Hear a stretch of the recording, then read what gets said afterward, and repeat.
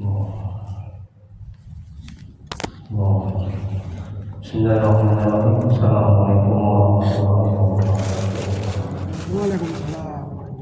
Alhamdulillahirrahmanirrahim. Wa bihi nasta'in 'ala umuri dunya wad din. Asyhadu an la ilaha illallah wahdahu la syarika lahu wa asyhadu anna Muhammadan abduhu wa rasuluh. Allahumma shalli wa sallim wa barik ala sayyidina Muhammad abdika wa rasulika nabiyyil ummi wa ala alihi wa sahbihi ajma'in. Rabbi shrah li sadri wa yassir li amri wahlul 'uqdatam min lisani yafqahu qawli. Rabbana zidna 'ilman warzuqna fahma waj'alna minal sholihin. Ya Allah ya Rabb, ya Maha Pengasih lagi Maha Penyayang. Ampuni ya Allah dosa orang tua kami, ampuni ya Allah dosa kami, ampuni ya Allah dosa kaum muslimin dan muslimat ya Allah. Ya Allah, mudahkan kami yang mencari ilmu, mudahkan kami memahami ilmu, mudahkan kami ya Allah mempelajari ilmu ya Allah dan mengamalkannya. Ya Allah berkahi majelis ini, berkahi rumah kami ya Allah. Amin ya Allah. Mari kita mulai kajian manajemen hati, manajemen kolbu. Kita alihkan ke syarah Muhammad Al-Fatihah. Semoga Allah dengan bacaan kita ada tumpahan kemudian tumpahan tabi'in untuk guru-guru kita, orang tua kita, untuk syarih Muhammad Al-Sakandari dan untuk muslimin dan muslimat umumnya. Al-Fatihah. A'udzu billahi minasy syaithanir rajim. Bismillahirrahmanirrahim. Alhamdulillahi rabbil alamin.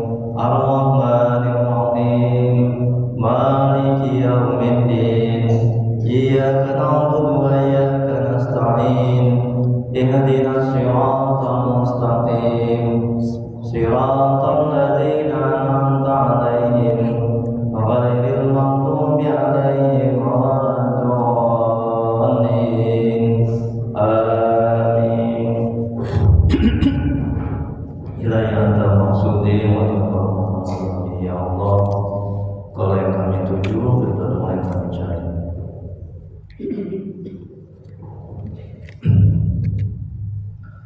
Bapak Ibu, mudah-mudahan rahmati Allah Subhanahu wa taala.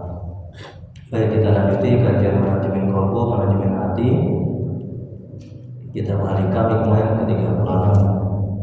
Bagi yang belum mendapatkan hikmah yang ke-35, ini bisa diambil ya. Nah, kemudian ada saya kasih sedikit kertas untuk bertanya, ditulis ya Bu ya, Bapak ya. Di situ nanti nggak usah buat nama ya, tulis nanti akan dikumpulkan sama pengurus. Itu yang pertama. Terus yang kedua, dari pengurus ya, pengurus BKM, bahwa pengajian sampai pukul 6:30 ya, 6.30 itu sudah selesai ya. Jadi seandainya masih ada pertanyaan, dilanjutkan yang akan datang. Nah, ini keputusan dari pengurus BKM. Ya mungkin Bapak Ibu mungkin ada yang beraktivitas ya di hari Ahad ya. Ada yang mungkin yang mau belanja atau apa ya, nanti bisa segera. Atau juga bisa nanti di WA grup, ada grup manajemen hati. Ini Pak Haji udah masuk ya, banyak yang sudah masuk, itu juga bisa ditanyakan di situ nanti di grup itu. Ya, itu ada nomor handphonenya. Baik, Syekh Al-Imam Ibnu Athaillah Sakandari, semoga Allah merahmati dan meridainya. Beliau mengatakan dalam kitab Al-Hikam, dalam hikmahnya, perhatianmu kepada sesuatu yang tersembunyi kepadamu berupa keaiban adalah lebih bagus daripada perhatianmu kepada sesuatu yang berdinding darimu berupa yang gaib-gaib. Dari penjelasannya, kita tidak akan bisa sampai kepada Allah apabila kita tidak mau mujahadah, bersungguh-sungguh, usaha lebih keras, tidak mau melihat kelemahan yang terkandung dalam diri kita, lebih-lebih kelemahan itu berupa penyakit hati. Ini kata Imam Ibnu Athaillah. Hati kita tidak akan bersih dari penyakit hati. Penyakit hati iri, dengki, takabur, sombong, senang lihat orang susah, susah lihat orang senang. Tetangga beli kulkas, dia yang kedinginan. Tetangga naik pangkat, dia yang opname. Nah, itu penyakit hati, Bu. Tetangga gonta-ganti baju, dia yang meriang. Nah, penyakit hati itu, Bu.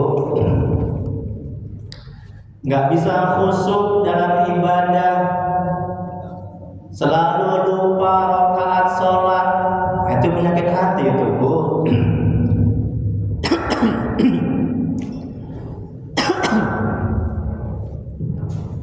Jadi sepanjang kita tidak mau melihat penyakit-penyakit hati yang ada dalam diri kita, hati kita nggak akan bisa bersih. Kita akan susah untuk beribadah, untuk taat, karena semuanya digerakkan oleh hati. Hati kita nggak akan peka. Jadi kita, kata Imam, kita mesti mujahadah sungguh-sungguh untuk membersihkan, untuk melihat keburukan kita. Orang yang sibuk dengan keburukannya, keburukan dirinya, dia nggak akan punya waktu untuk menggibah, untuk melihat kekurangan orang lain. Ya, Bu, ya. Maka hatinya akan bersih. Dia nggak sibuk untuk melihat kekurangan suami, kekurangan anak, kenakalan suami istri. Dia nggak sibuk.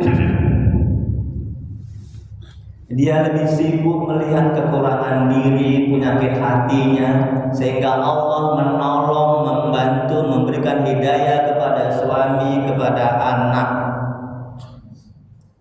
Jadi jangan sibuk melihat kekurangan suami, kekurangan istri, anak. Jangan sibuk, jangan fokus. Tapi fokuslah, sibuklah dengan melihat kekurangan diri, penyakit hati. Aku mesti dendam, aku mesti tamak, bakhil. Aku sholatnya masih nggak khusyuk. Aku sering lupa dalam sholat. Aku masih cinta dunia, harta, pangkat, jabatan,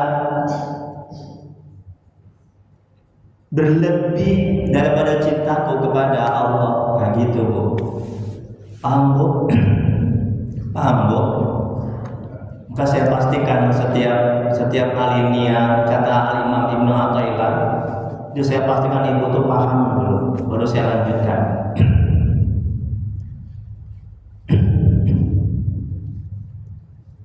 Dan lanjutin, lihat lagi, Bu.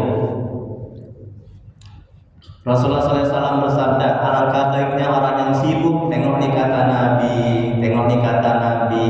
Kata Nabi Rasulullah SAW bersabda, alangkah baiknya orang yang sibuk meneliti aib, kekurangan dirinya, penyakit hatinya. Ya. Dengan tidak mengurus, membicarakan keburukan-keburukan orang lain. Tenang hati itu, tentram hati itu. Kenapa orang punya waktu untuk menggibah, untuk membicarakan keburukan aib orang lain, untuk melihat nikmat-nikmat orang lain? Kenapa dia punya waktu untuk itu? Karena dia gak sibuk dengan aibnya sendiri, gak fokus melihat penyakit-penyakit hatinya, sehingga hatinya semakin kotor, semakin keras. Musibah yang paling besar adalah kerasnya hati, matinya hati. Bukan anak meninggal, harta, pangkat, jabatan, itu kecil, ya, Bu, ya. Tapi musibah yang paling besar adalah kerasnya hati, matinya hati. Na'udzubillah. Kita lanjutin. Allah berfirman dalam Al-Quran, apa kata Allah? Orang-orang yang berjuang di jalan kami, sesungguhnya kami akan tunjuki mereka kepada jalan-jalan kami. Tengok, Kalau kita sungguh-sungguh membersihkan hati kita, sungguh-sungguh untuk taat, sungguh-sungguh untuk baik, ya, sungguh-sungguh Allah akan bantu, Allah akan tolong. Masalahnya kita sungguh-sungguh enggak, ya Bu ya. Dan sungguhnya Allah adalah beserta orang-orang yang berbuat kebaikan. Quran Al-Ankabut ayat 69. Mujahadah yang dimaksud dalam ayat ini adalah memerangi hawa nafsu dan mengatasi segala kelemahan, kekurangan diri sendiri agar sempurna keridhaan Allah. Tidak mungkin mujahadah apabila kita tidak mengetahui kelemahan, kekurangan diri. Kita lanjutin. Aib menurut ilmu tasawuf adalah sesuatu yang harus membawa kepada kekurangan pada orang yang disandarkan kekurangan itu padanya. Maksiat kekurangan itu atau bukan? Apakah kekurangan itu pada perbuatan atau pada akhlak atau pada sopan santun, baik terhadap Allah atau terhadap hamba-hambanya? Nah, itulah aib. Jadi aib itu adalah kekurangan, ya, pada diri seseorang, baik itu kekurangan akhlaknya, kelakuan perbuatannya, itu merupakan kekurangan. Itulah dia aib. Maksudnya bagi orang yang mengerjakan suatu dosa atau bukan, yakni sesuatu yang kurang pantas, berarti ia telah mendatangkan kekurangan pada dirinya sendiri. Ia telah mendatangkan suatu kecelakaan pada perbuatannya atau pada akhlaknya dan pada kesopanannya, baik terhadap Allah maupun kepada hambanya. Bu, saya kan tiap hari kan memberikan kajian manajemen hati. Dan juga sebagian jemaah yang sudah masuk di grup pengajian manajemen hati. Ada kiriman saya yang terakhir itu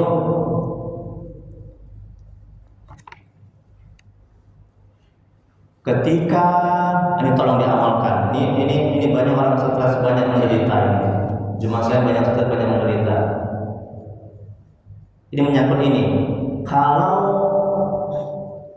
ketika kita disakiti, kita dizolimi, ya sama istri, anak atau orang lain, kita sibuk dengan orang yang menyakiti, orang yang menzalimi, kita akan stres, sengsara, menderita.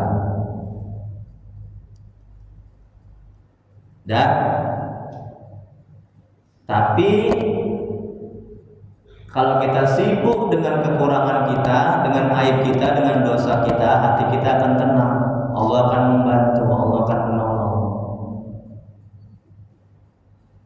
Jadi Allah berfirman dalam Al-Quran, barang siapa yang berbuat kebaikan, maka kebaikan itu akan kembali sama dirinya. Barang siapa yang berbuat keburukan, maka keburukan itu akan kembali kepada dirinya. Kalau kita disakiti, dizolimi, ini manajemen hatinya, sadarkan dalam hati, akal pikiran kita, pasti kita ada menyakiti orang, menzolimi orang. Ya Bu ya. Jadi jangan sibuk fokus sama orang yang menyakiti. Itu nggak akan menyelesaikan masalah. Kita semakin stres, sengsara, menderita. Bu, jangan sibuk dengan keburukan anak, istri, suami. Ibu semakin stres, sengsara, menderita. Tapi sibuklah, fokuslah dengan kekurangan diri, aib diri, dosa-dosa diri yang menyebabkan anak itu jahat, suami itu jahat, istri itu jahat. Paham Bu? Kalau itu yang kita lakukan, hati kita tenang dan hati kita akan terbantu untuk mau bertobat. Karena Allah berfirman dalam Al-Quran, musibah yang datang kepadamu, kata Allah, itu akibat dosa dan maksiat dan kesalahanmu sendiri. Paham Bu? Begitu manajemen hatinya. Ustaz, aku mau bunuh diri Ustaz, tolong bantuan aku nih Ustaz. Kenapa Bu? Suamiku Ustaz, aduh ampun Ustaz. Nah ini gara-gara hati akal pikirannya fokus sama suaminya yang jahat, dia mau bunuh diri. Nauzubillah min dzalik. Paham? Tapi fokuslah hati akal pikiran dengan keburukan kita, dengan dosa-dosa kita yang mengundang musibah itu datang. Wah, ibu kayaknya merenungkan ini ya. Fokus ke. Waduh Ustaz, aku begitu loh Ustaz. Paham nggak kira-kira Bu? Kita lanjutin. Sampai mana sekarang Bu? Tegasnya. Tengok lagi. Kita pelan-pelan aja nih. Mungkin sampai jam 6:30. Seperti kata pengurus BKI. Ya Syekh.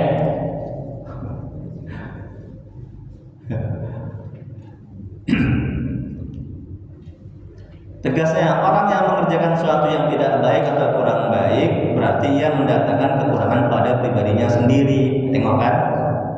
Atau dengan kata lain, pribadinya itu masih belum dapat dijauhkan dari hal-hal yang mendatangkan kekurangan atasnya.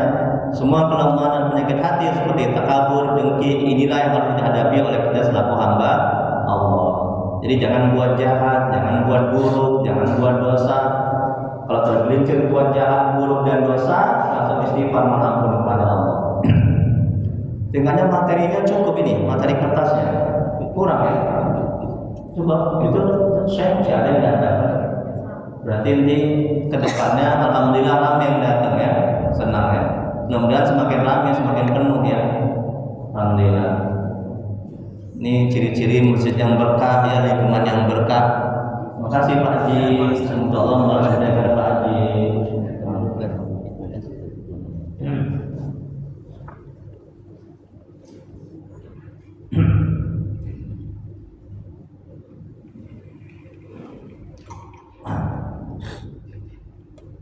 Empat berapa saya kata kopi ya? 35, 40, 45. Saya tambah lagi insya Allah ke depan. Ini ibu itu mencari yang belum dapat. Ini mas ini ya. Nanti pahala saya berkurang. Nah begitu ya. Jangan bilang uangku berkurang, ya Bu ya. Aku sedekah nanti uangku berkurang. Nah, bukan begitu manajemen hatinya. Kalau itu yang ibu lakukan, nggak akan mau sedekah, nggak akan mau fotokopi.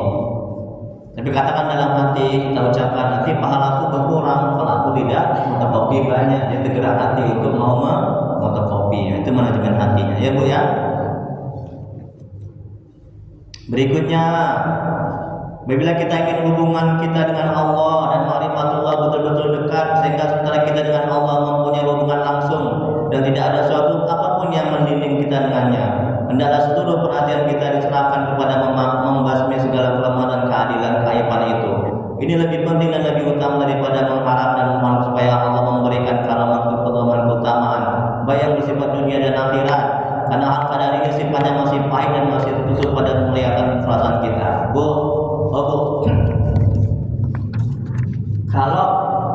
kalau doa ibu, ini saya jelaskan apa yang kata Imam ini ya. Lihat halaman 2-nya berikutnya. Perhatikan. Kalau doa ibu mau dikabulkan, hati ibu mau khusyuk ibadah, ya, hati ibu mau tenang, ya, hati ibu mau nggak sibuk dengan aib keburukan orang lain, ya. Oh, masya Allah, tabarakallah Pak Haji Fadil. Makasih Pak Haji, semoga Allah membalaskan Pak Haji. Ini nanti punya saya untuk Pak Haji ya. Nah, nanti saya fotokopi lagi nanti 5, mungkin ada yang belum dapat untuk ke depannya. 5 lagi nih, 5 yang ke 36, 5 atau 10. Kurang banyak berarti saya fotokopinya. Maaf ya Bapak Ibu ya. Jadi kalau hati ibu mau tenang, mau khusyuk ibadah, ya, mau bersih dari penyakit hati, mau mengenal Allah, dekat kepada Allah, hati ibu biar jangan terlalu fokus dengan keburukan anak, keburukan istri, ya, maka sibukkanlah dengan aib keburukan diri. Sibukkanlah dengan dosa-dosa dan maksiat. Ya. Ibadah masih jauh dari kesempurnaan, bacaan masih berselema, masih banyak dosa dan maksiat, masih banyak menzalimi orang, masih bakhil, masih kikir. Ya. Kita lanjuti halaman 2. Seorang ulama berkata, jadilah engkau orang yang mencari istiqomah, jangan mencari karomah. Sungguhnya nafsu menggugahmu untuk mencari karomah, padahal Tuhan menghendaki istiqomah. Jangan mencari kemuliaan supaya bisa terbang, supaya bisa ini dan bisa itu. Tapi istiqomah dalam ketaatan. Buah dari istiqomah, ibu akan diberikan, kita akan diberikan karomah dan kemuliaan. Dan Allah berfirman dalam Al-Quran, sungguhnya orang-orang yang berkata Tuhan kami adalah Allah, kemudian tetap istiqomah, tidak ada rasa takut pada mereka, dan mereka tidak pula bersedih. Mereka itulah para penghuni surga dan kekal di dalamnya. Sebagai balasan atas apa yang telah mereka kerjakan. Quran Surah Al-Ahqaf ayat 13-14. Ini janji Allah. Kalau kita istiqomah dalam ketaatan, istiqomah dalam kebaikan, Allah memberikan anugerah karunia. Allah akan memberikan kemuliaan-kemuliaan. Ya, Allah akan memberikan kelebihan-kelebihan. Kemudian dari Sufyan bin Abdullah As-Saqafi, semoga Allah merahmati dan meridhoinya, berkata kepada Rasulullah SAW, wasiatkanlah kepadaku tentang Islam, di mana saya tidak akan bertanya kepada siapapun selain engkau. Nabi menjawab, katakanlah aku beriman kepada Allah, kemudian beristiqomahlah. Dari surat Muslim. Ini perintah Nabi supaya istiqomah dalam ketaatan. Bu, bagaimana caranya agar kita bisa istiqomah? Terus sholat 5 waktu, terus cari ilmu agama. Macam mana caranya? Kan kadang-kadang kan hari ini sholat 5 waktu, betul? Nanti besok sholatnya hanya 1 waktu aja, maghrib aja. Besok maling mangga, besok menggibah, nanti besok taat, ya kan? Nah sekarang timbul pertanyaannya, macam mana caranya supaya bisa istiqomah? Terus saja taat. Kalaupun tergelincir dalam maksiat dan dosa, langsung istighfar mohon ampun kepada Allah. Bagaimana caranya? Nah, ingat yang mau tulis-tulis. Yang pertama, agar bisa istiqomah dalam ketaatan adalah, karena banyak kali jemaah saya yang bertanya, Ustaz, saya hari ini taat, besok maksiat. Ya. Saya hari ini sibuk dengan aib keburukan dosa-dosa saya. Tapi besok Ustaz, saya sibuk kali dengan keburukan dosa-dosa orang lain. Tengok tuh dia itu nggak sholat itu, neraka tempatnya itu. Tengok tuh ibu itu bolak-balik aja ganti sarung, ganti baju, itu kan kredit itu, sibuk aja. Nah, tengok ibu itu tuh kalau perwiritan, dia kan maunya lontong aja itu. Nah, sibuk dengan keburukan orang, lontong aja dalam otaknya itu ibu itu. Di sini nggak ada ibu ya. Sibuk aja dengan keburukan orang. Tengok tetangga kita itu, tengok tuh, istrinya 2 itu. Karena sok-sokan, mana sanggup dia aja. Sibuk dengan keburukan orang. Jadi hari taat, besok maksiat, hari taat. Macam mana caranya agar istiqomah terus taat? Yang pertama, ya, terus cari ilmu agama. Cari ilmu agama, ikuti terus pengajian. Karena pupuk iman adalah ilmu. Orang yang kurang ilmu agama, imannya berkurang. Kalau imannya ada dalam hati berkurang, lemah, maka dia susah untuk taat kepada Allah, susah ibadah. Paham Bu? Apa yang pertama? Terus cari ilmu agama, ikuti pengajian, ikuti perwiritan terus. Jangan nggak wirid hari Jumat. Ibu hari apa wiridnya? Jumat. Jangan nggak wirid. Ya, itu yang pertama. Ilmu agama. Usahakan wiridnya ada lah pengajiannya, ya. Ada kan Bu? Nah, ada ustaz yang memberikan ilmu. Jangan wirid tambah dosa, menggibah, mengucapkan keburukan. Itu nggak benar wirid seperti itu. Itu yang pertama. Yang kedua, agar bisa istiqomah,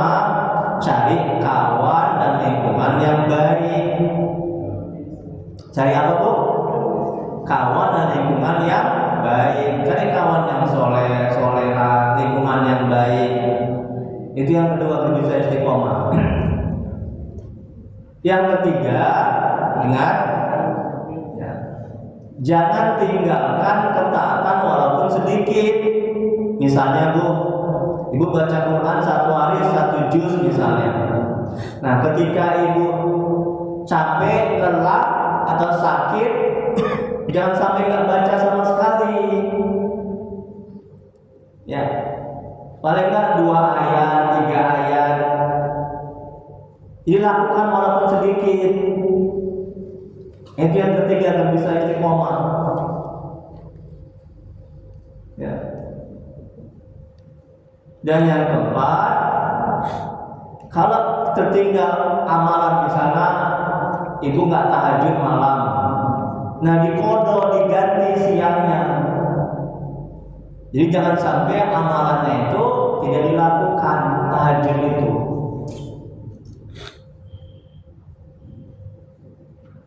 Yang kelima agar bisa istiqomah, berdoa mohon kepada Allah agar bisa istiqomah dan berbanyak taubat istighfar. Insya Allah Ibu akan bisa istiqomah. Kita lanjuti 7 menit lagi. Habis itu siap-siap Bu, pertanyaan Bu ditulis. Masa buat namanya, nanti dikumpulkan sama pengurus. Kita bacakan dan kita jawab. Bapak langsung aja ya, nggak ada kertas ya. Ada Bapak langsung bertanya. Berikutnya umumnya tabiat manusia tidak lihat lagi Bu kertasnya, lihat kertasnya. Umumnya tabiat manusia tidak menghiraukan kebaikan keaiban-keaiban, tetapi lebih mengutamakan pada hal-hal yang dianggapnya baik, meskipun sifatnya masih fata morgana atau bahkan masih belum ada apa-apanya. Nah, ini Bu, watak karakter jiwa itu, ya, hati itu cenderung melihat keburukan-keburukan orang lain. Nafsu itu cenderung melihat keburukan-keburukan orang lain dan lupa dengan keburukan dirinya sendiri. Sama seperti orang yang sakit yang tidak mau melihat penyakitnya untuk diobati, tetapi perhatiannya lebih dahulu mengarah kepada hal-hal yang harus dikerjakannya apabila ia sehat, sehingga lebih melihat pada kas kesehatan saja, tetapi mulai penyakit yang ada di dalam tubuhnya, sehingga tidak bisa menghentikan mengobati penyakit-penyakit yang itu. Ini sama dengan orang yang sakit. Kalau orang yang sakit kan selalu melihat penyakit, kan selalu melihat sehatnya aja, tapi nggak melihat penyakitnya. Nah begitu juga kalau kita selalu melihat kebaikan kita, keburukan orang, kita nggak punya waktu untuk melihat keburukan kita, dosa-dosa kita. Kita lanjuti. Manusia yang sempurna dalam berpikir serta sempurna pada dalam perasaan akan melihat keaiban lebih dulu demi untuk maksud mencapai keutamaan yang dicita-citakannya. Kenapa demikian? Sebabnya adalah terdiri dari 3 macam pandangan. Yang pertama, berusaha untuk menghilangkan segala macam dengki, khianat, dan lain sebagainya. Berarti menjalani jalan sopan dan adat sebagai makhluk yang sedang menjalani hidup duniawi dengan segala macam kehidupan yang dialami. Tetapi apabila kita melihat hanya pada yang manis-manis saja, dan itulah yang selalu kita kendaki dari Allah, sedangkan kita lupa kepada keaiban-keaiban kita, maka hal keadaan ini dapat membawa pada tidak cintanya kita kepada Allah. Nah ini manusia yang sempurna dalam berpikir serta sempurna pula dalam perasaan, akan melihat keaiban lebih dulu. Orang yang berakal, orang yang sadar hati akan pikirannya, kalau dia sibuk dengan melihat keburukan orang lain menyebabkan hatinya kotor, menyebabkan dia jauh dari Allah, dia gak akan sibuk untuk melihat keburukan orang lain. Orang yang bersih hatinya, dia akan selalu sibuk melihat dosa-dosanya, keburukannya, kejelekannya, daripada melihat keburukan dosa-dosa orang lain. Kemudian yang kedua, mengarahkan perhatian pada berjuang membasmi musuh dan serba aneka keaiban dengan mencari yang enak-enaknya saja, tak tanpa mau mengoreksi keaiban-keaiban dan kelemahan-kelemahan diri. Kadang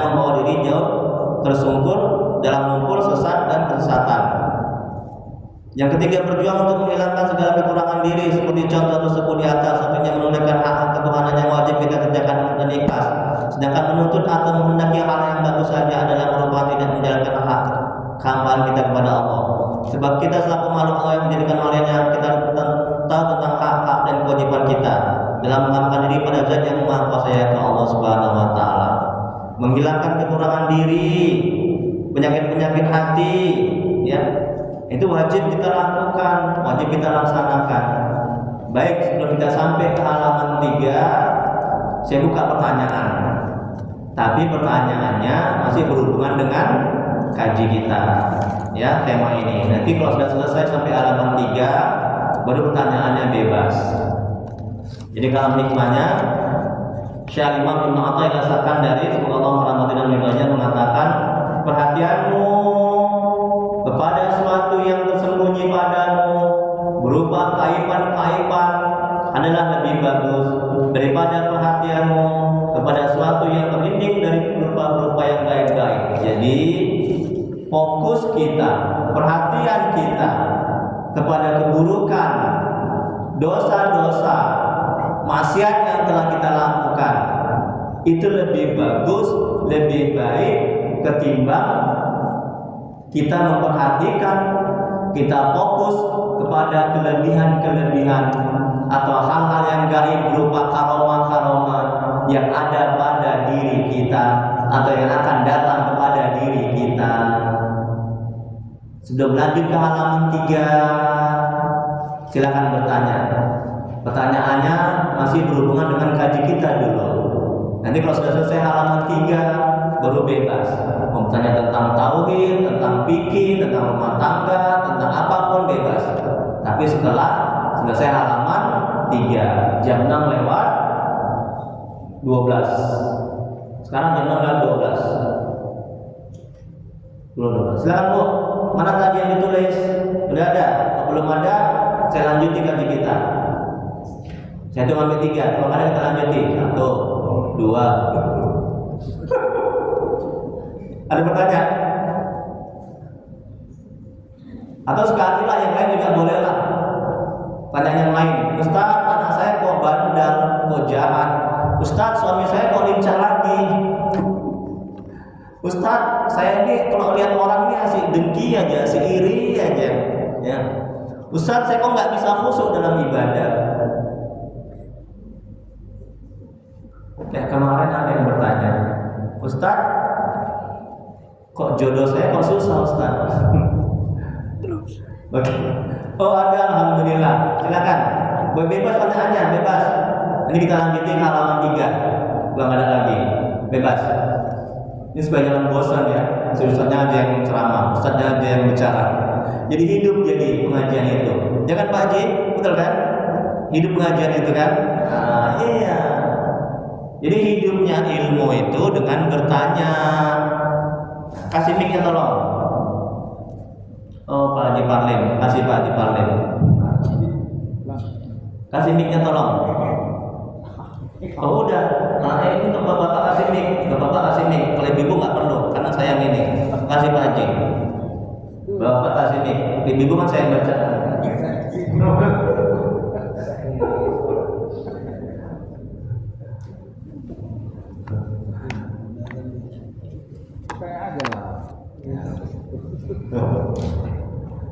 Baik, sebelum kita lanjut di halaman 3, tanya bebas supaya banyak bertanya. Tadi kata Ustaz, Assalamualaikum warahmatullahi wabarakatuh. Tadi kata Ustaz, kalau kita ada tertinggal tahajud malam, ini fikih, ya nggak apa-apa, ya fikih, tauhid, manajemen hati, nah, silakan. Ya, yang penting bertanya, ini ibadah. Tadi kata Ustaz, kalau kita ada tertinggal tahajud malam, kita ganti dengan amalan siang. Bagaimana cara mengganti tahajud yang tertinggal itu? Pinter. Ini ada dalilnya. Hadis Nabi Rasulullah SAW bersabda, pernah suatu kali Nabi itu tertinggal, ya, atau pernah Nabi itu mengqadha sholat malam digantinya di siang hari. terkenal. Mazhab itu banyak, mazhab itu pengikut. Mazhab Maliki, Hambali, Hanafi, Syafi'i. Wajib hukumnya mengqadha, mengganti sholat yang setelah akhir balik itu banyak tertinggal. Akhir balik sekitar umur 15 tahun. Setelah umur 15 tahun, ibu ada tinggal sholat, tinggal puasa. Kalau wanita haid nggak wajib diqadha, betul? Betul kan? Nah, itu wajib diqadha sholat-sholat yang dulu tertinggal.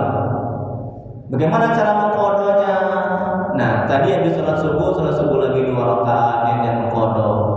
Nanti habis sholat zuhur lagi 4 rakaat yang mengqadha. Begitu seterusnya.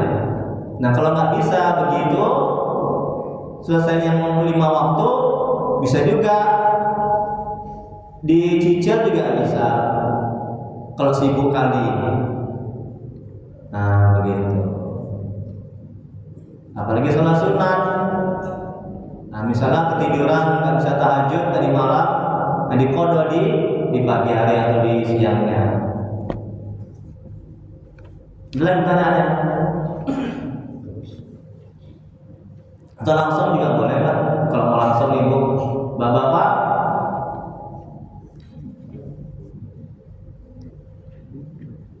Nggak ada. Kita lanjuti halaman 3. Lihat lagi bu halaman 3.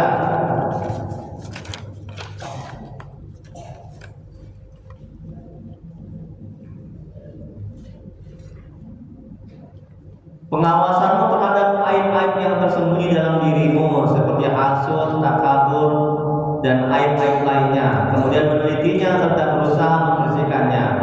Jauh lebih utama daripada pengawasanmu terhadap hal-hal yang gaib seperti melihat rahasia-rahasia hari ibadah dan kejadian-kejadian mendatang yang akan ditampakkan oleh qadar.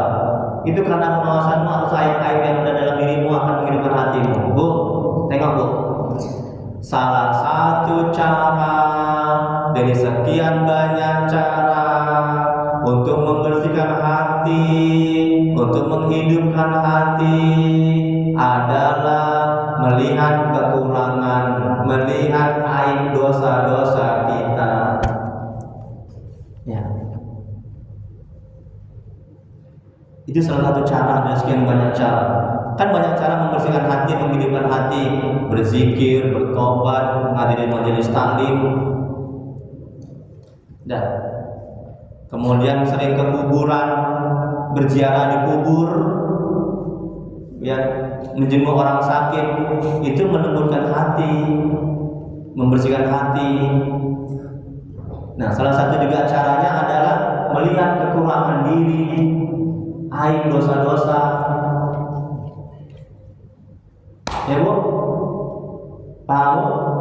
Kita lanjuti. Tengok lagi bu, halaman 3. Ini terakhir bu, 620. Hati yang hidup menjadi sebab kehidupan dan nikmat yang abadi. Tengok kan? Ini ciri-ciri hati yang hidup ini. Karena ibu mau ke masjid mendengarkan ceramah, nasihat, itu menghidupkan hati. Bu, tanah pohon yang gersang, bagaimana supaya hidup? Disiram air, betul Pak Haji. Udah? Hati yang mati, hati yang kotor, hati yang susah menggerakkan untuk taat ibadah, bagaimana menghidupkannya? Menghidupkannya adalah mendengarkan nasihat-nasihat ustaz, dengarkan ceramah-ceramah. Paham bu? Hidup hati, tenang hati, bening hati. Kita lanjutin. Nih, hati yang hidup menjadi sebab kehidupan dan nikmat yang abadi. Sedangkan meneliti hal-hal gaib merupakan hal-hal yang kurang berguna dan kadang menjadi penyebab kecelakaan nafsu, misalnya menjadi takabur, memperlihatkan kecocokan kepada manusia. Berikutnya aib terbagi dalam 3 kategori, yaitu yang pertama aib nafsu. Aib nafsu adalah terkaitnya nafsu dengan syahwat jasmani seperti makanan yang lezat, minuman yang menyegarkan, pakaian yang bagus, kendaraan mewah, rumah yang mentereng, pernikahan yang megah dan sebagainya. Bu, ini aib nafsu. Nafsu itu kuat, nafsu itu beringas kalau kita kasih makan. Apa makanan nafsu? Makanan nafsu, makan yang berlebihan, minum yang berlebihan, itu makanan nafsu. Apalagi bergaul sama orang banyak, orang-orang yang tidak baik, itu makanan nafsu. Kuat nafsu itu, beringas dia. Musuh kita itu 2, setan dan hawa nafsu. Jangan kasih makan nafsu, jangan. Laparkan nafsu, lemahkan nafsu dengan apa? Dengan banyak berpuasa, dengan banyak taat ibadah kepada Allah. Nafsu itu akan lemah, terkekang. Bu, Bapak Ibu, kalau Ibu bulan Ramadan, kan kita giat taat, betul kan? Iya kan? Yang tadinya jarang baca Quran 1 juz sampai khatam dalam 3 hari. Kenapa bulan Ramadan kita puasa? Itu nafsu itu lemah. Ya kan? Ya karena itu tadi, karena kita puasa. Kalau kita puasa, nafsu itu lemah dia. Yang muncul nafsu mutmainnah. Nafsu kan sifatnya ada 3. Yang Allah bilang dalam Al-Quran, nafsu ammarah itu yang tak baik, nafsu lawamah itu yang kadang baik kadang tidak baik, nafsu mutmainnah yang Allah bilang dalam Al-Quran, irji'i ila rabbiki radiyatan mardiyah. Jadi dalam bulan Ramadan, bulan puasa ini yang muncul nafsu mutmainnah, dia selalu mengajak ketaatan. Banyak tengok dalam bulan Ramadan, orang pada haji. Paham itu, Bu?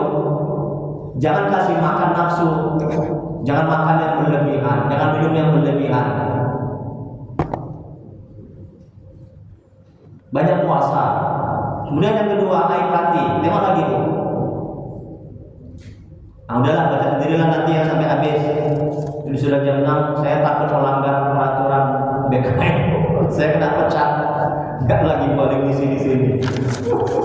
Silakan pertanyaan, Bu. Nah, itu ada kertas. Dibaca sendiri nanti. Kalau paham kan, Ibu udah paham ini kan maksudnya tadi kan, di kalam hikmahnya. Perhati kata Imam Ibnu Athaillah, perhatianmu kepada suami yang tersembunyi dapat sembunyi padamu berupa kaipan-kaipan lebih bagus. Jadi kata Imam, silakan. Atau langsung pakai mic boleh juga. Ya, langsung pakai mic juga boleh, atau ditulis juga boleh. Ya, banyak bertanya lebih bagus. Ini ustadznya ceramah aja, bicara aja ustadznya. Nanti takutnya nggak masuk ke. Assalamualaikum warahmatullahi wabarakatuh. Apa kabar, Bu? Sehat? Alhamdulillah. Semoga Allah alhamdulillah. Iya.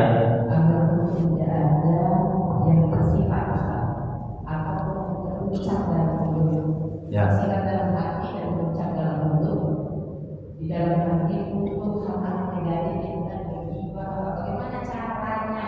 Ya. Ya. Ya. Pinter. Tunggu. Satu dulu, biar ustadznya enggak lupa. Sabar, saya senang ya. Makasih ya, Bu ya. Semoga Allah membalas kebaikan Ibu. Bagus sekali pertanyaannya ya. Makanya saya bertanya, saya doakan. Bu, banyak bertanya, Bu, saya doakan, Bu. Ya kan? Karena didoakan ustaz kan insya Allah makbul ijabah ya, Bu ya. Bisa dipandang kali ya. Ustaz, bagaimana caranya agar kita tidak tergerak hati untuk menggibah, membicarakan keburukan orang, melihat keburukan orang, melihat aib-aib dosa-dosa orang. Ini memang penyakit masyarakat memang, ya kan, Bu ya? Di wilayah juga begitu. Ibu-ibu perwiritan banyak hal yang curhat sama saya. Ustaz, saya kalau ada ibu-ibu yang ngasih gonta-ganti gelang emasnya, saya yang stres, Ustaz. Padahal ibu itu yang pakai, saya yang stres. Tengok tuh ibu itu tuh gelangnya itu, ada itu kan kredit itu, ada sosokan aja pakai gelang yang besar, kalau wirid. Itu gimana Ustaz caranya? Selalu aja sibuk dengan keburukan orang. Ya kan Bu? Itu habis amal kita Bu. Sia-sia kita ibadah. Ya. Menderita kita. Orang yang dapat nikmat, kita yang menderita. Betul? Orang yang naik mobil baru, kita naik mobil ambulan, betul? Nauzubillah. Macam mana caranya? Nah, itu namanya penyakit hati. Senang melihat orang susah, susah melihat orang senang. Nah, caranya yang pertama, ya Bu, perhatikan yang pertama, boleh juga ditulis, ya. Ini tolong diamalkan. Ya, ini penyakit masyarakat ini. Ya. Yang pertama, bertobat, banyak tobat. Astagfirullahaladzim, ya Allah ampuni dosaku ya Allah. Syarat tobat itu ada 3, ada 5 kata Imam Nawawi sallallahu alaihi wasallam. Yang pertama syarat tobat adalah meninggalkan perbuatan itu. Yang kedua berjanji tidak mengulangi lagi. Yang ketiga syarat tobat itu adalah tidak lagi melakukan. Yang keempat, kalau ada barang orang yang kita ambil, kita pulangkan. Jangan tobat aku ya Allah, tapi selop orang, sandal orang, enggak kita pulangkan, itu nggak akan diterima. Yang kelima, kita minta maaf. Kalau ada orang kita sakiti, kita zalimi, kita minta maaf. Kalau kita nggak minta maaf, Allah nggak akan mau menerima tobat kita. Paham itu? Makanya kalau kita salah sama Allah, itu gampang tobatnya. Tapi kalau kita ada salah sama manusia, susah tobatnya. Ya kalau dia mau maafkan kita, betul. Kalau dia tak maafkan kita, tapi kalau kita sudah minta maaf, sudah lepas, kita sudah tidak diminta pertanggungjawaban lagi. Jadi yang pertama caranya Bu, agar hati kita tidak selalu melihat keburukan, bertobat. Yang kedua, cari ilmu agama, Bu.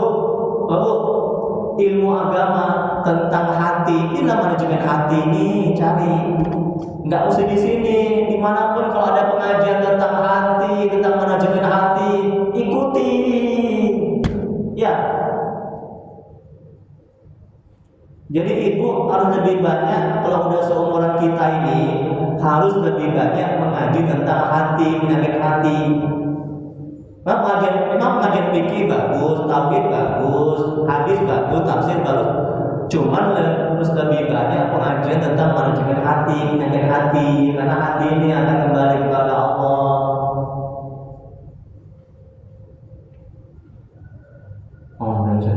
Yauma la yanfa'u malun wala banun illa man atallaha biqalbin salim, di mana anak harta jabatan kecuali hati yang baik, hati yang bersih yang kembali kepada Allah. Itu kata Allah. Udah, ilmu udah.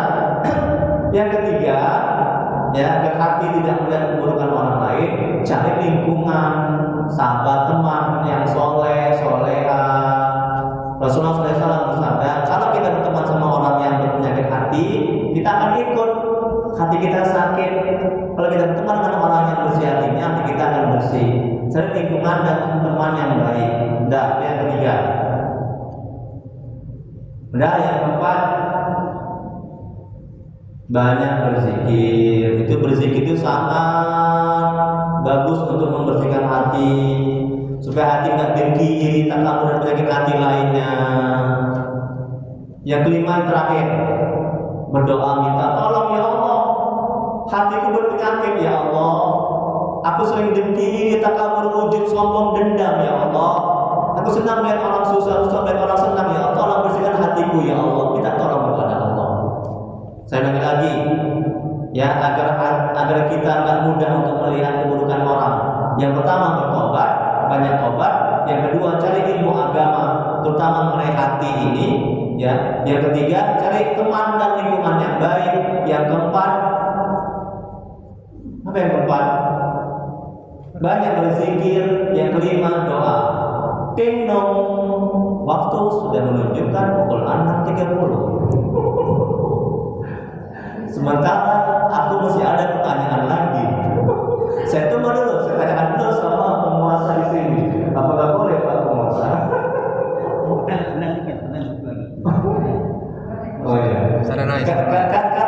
kemungkinan boleh. Ustaz takut melanggar, takut dipecat. Ini bercanda ya. Oke, silakan Bu.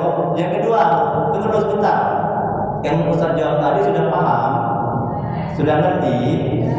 Ada lagi yang mau ditanyakan? Yang tadi yang kenal dengan Ustaz tadi ada? Nggak ada. Oke, yang kedua silakan. Seperti apa ya Ustaz? Titik tertinggi seorang umat, seorang umat yang sudah istiqomah dalam hatinya, Ya. tidak lagi berbuat sudah bersilat, istiqomah dalam amal bersilat ini. Titik tertingginya secara latihan Ustaz. Bagaimana terpancar di dalam diri dan perilakunya Ustaz? Terpancar di dalam diri dan perilakunya sehari-hari. Titik tertinggi seorang umat.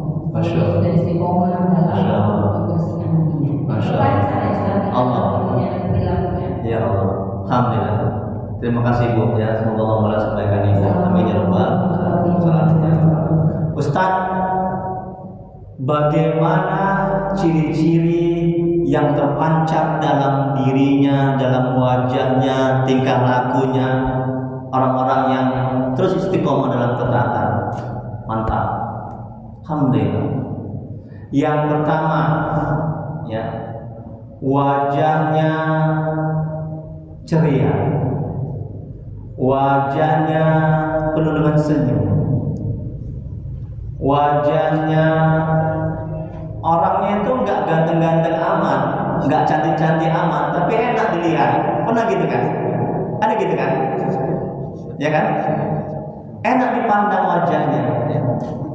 Kalau kita dekat sama dia, udah hati kita nyaman, tenang. Ada gitu kan? Tapi kalau kita dekat sama orang, bawaannya mau buat maksiat, pembawaannya mau buat dosa, kan ada gitu kan? Aku dekat sama kamu, maunya berzina, jangan nauzubillah. Ada itu kan? Itu orang yang tak istiqomah itu. Tapi kalau kita dekat sama orang itu, hati kita tergerak untuk mau taat. Ada kan?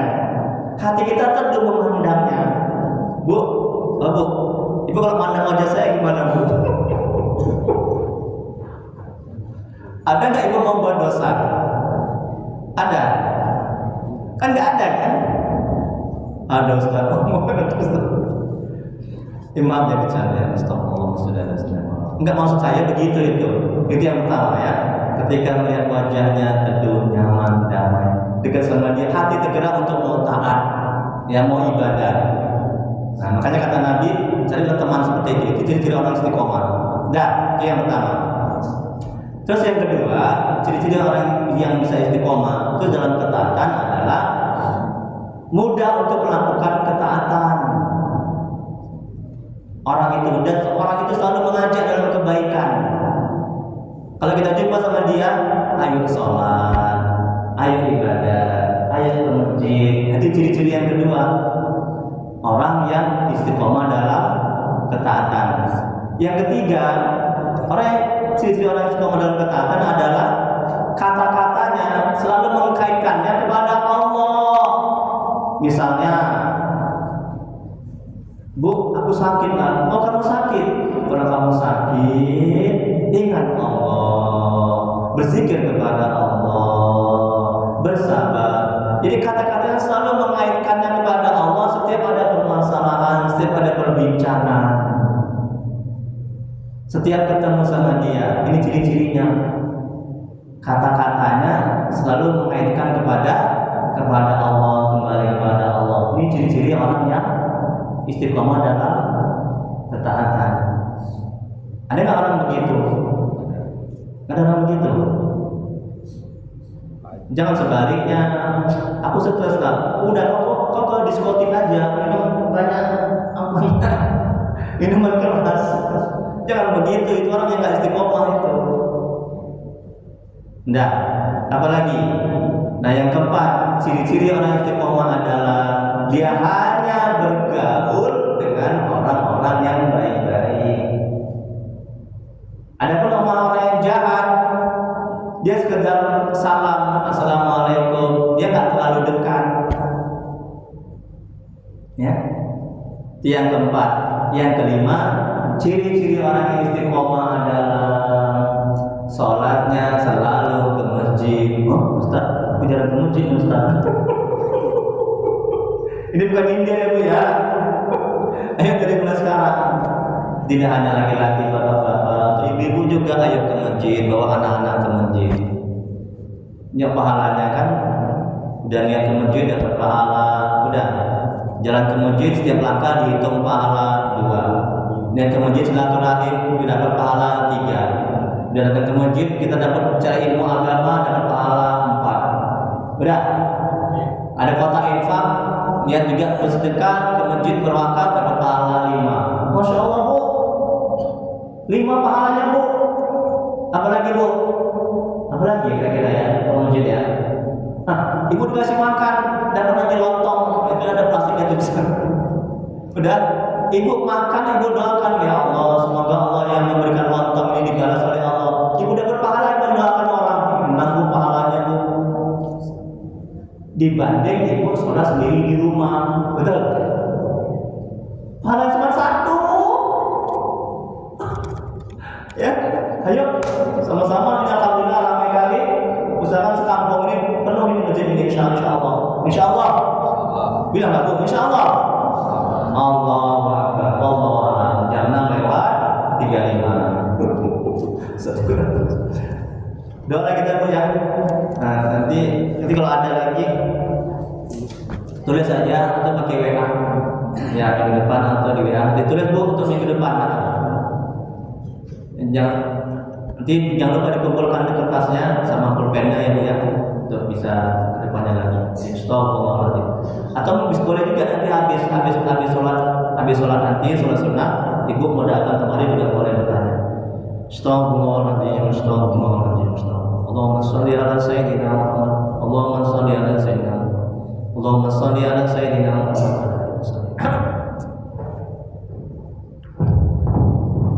Bismillahirrahmanirrahim. Alhamdulillahirabbil alamin. Hamdan lillahi wa hamdan mazidan.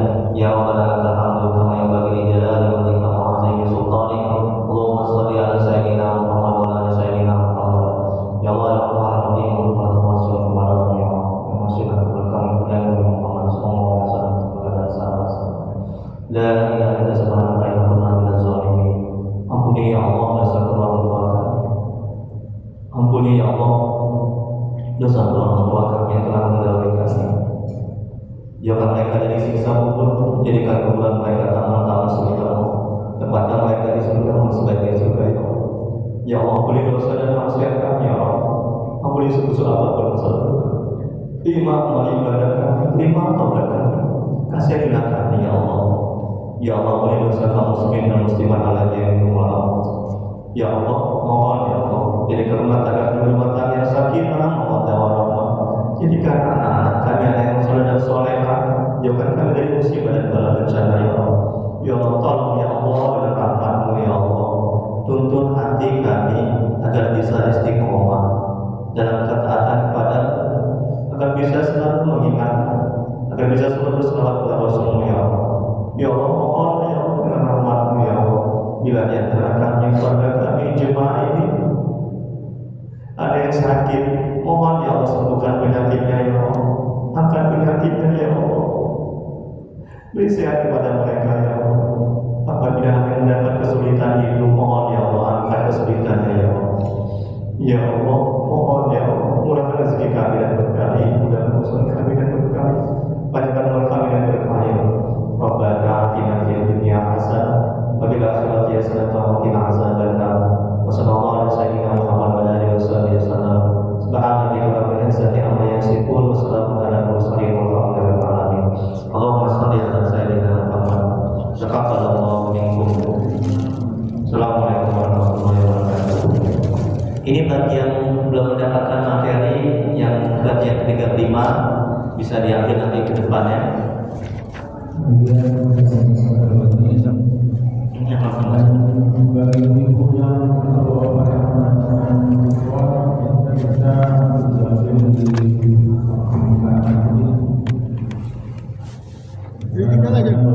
Yang 35 Pak Haji, yang lalu. Terima kasih Pak Haji ya. Ini Pak Haji, yang 36. Jadi Pak Haji kan.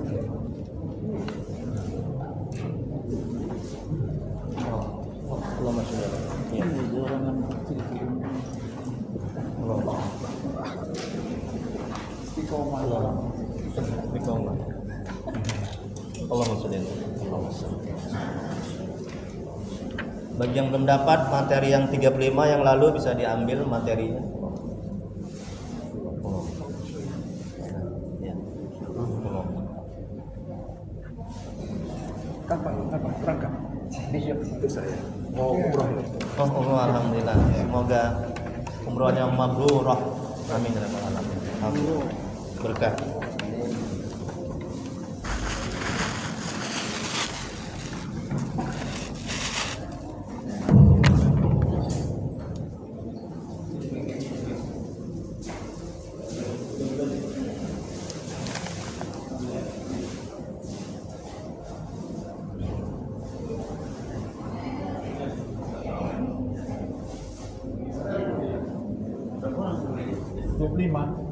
Ini 25 mau 25.